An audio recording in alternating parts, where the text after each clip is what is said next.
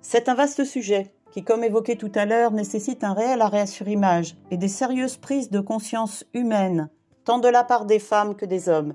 des institutions en particulier, que de la société en général.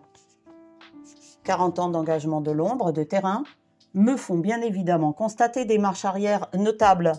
même si en surface le vernis semble bien plus brillant aujourd'hui pour la gente féminine, tout du moins par le biais de la communication qui peut en être faite.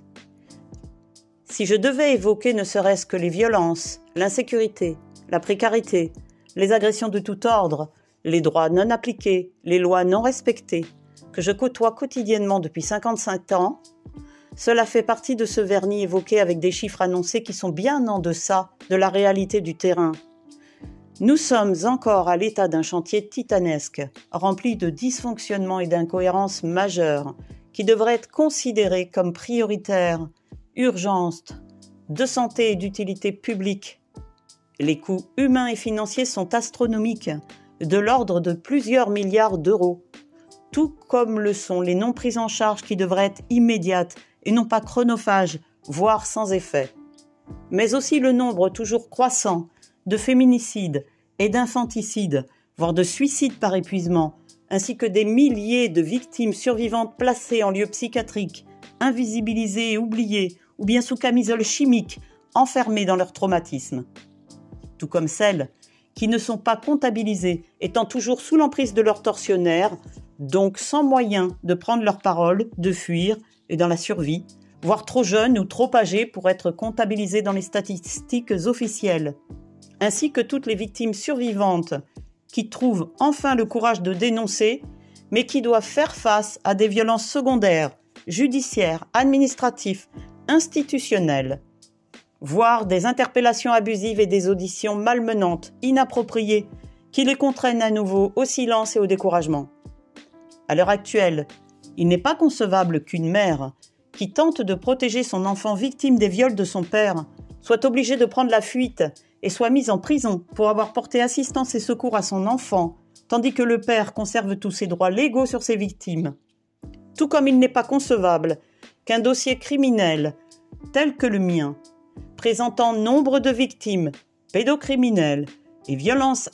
domestiques, ne soit toujours pas instruit par la justice malgré toutes les investigations faites en ce sens depuis 2 décennies, tandis que les complices identifiés et dénoncés ne sont jamais inquiétés. Ou bien encore, qu'une femme victime de violences conjugales ait dû subir, en plus des coups et des blessures de son compagnon, des violences secondaires institutionnelles avec des classements de plaintes systématiques, jusqu'à finir par trouver un jour la mort, parfois après 19 plaintes classées sans suite. Qu'il y ait 160 000 enfants victimes sexuelles de déni social en France, soit un enfant violé toutes les 3 minutes, 94% de plaintes classées sans suite, soit 3 enfants par classe, dont majoritairement des petites filles mais aussi des petits garçons,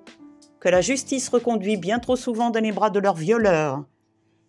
Qu'il y ait un viol et une tentative de viol toutes les 2 minutes 30 et une femme violentée toutes les 3 minutes. Sachant que mon constat personnel s'arrête au territoire français, où j'ai œuvré, mais il s'avère être du même acabit, d'un point de vue mondial, voire davantage, en fonction de la population, des us et coutumes et de certaines formes d'oppression de genre de tout ordre. Quant au rôle des femmes au fil des années, force est de constater qu'elles doivent assumer de plus en plus de choses dans une société consumériste, à bout de souffle, qui a chosifié les relations, les familles, les engagements, les êtres humains, tout le vivant, au détriment des lois naturelles, des traditions primordiales, des valeurs fondamentales qui devraient être bilatérales, respectueuses, sacrées, équilibrées et paritaires. Les femmes et les hommes sont naturellement et biologiquement différents. Ils ne devraient pas être en concurrence, ni dans la compétence, ni dans la dualité constante, et encore moins dans les violences qui sont le reflet de frustrations profondes et de souffrances béantes non prises en charge. Personne ne devrait être le pansement de l'autre, ni responsable du bonheur de l'autre, et encore moins le soignant de l'autre. C'est à mon avis dysfonctionnel. Chacun et chacune devrait tout d'abord être en accord avec lui-même, en pleine conscience, pour être suffisamment en phase avec la réalité et non en quête d'illusions ou d'attentes inaccessibles. Les attentes et les illusions ne permettent à personne d'avancer en toute intelligence avec bon sens.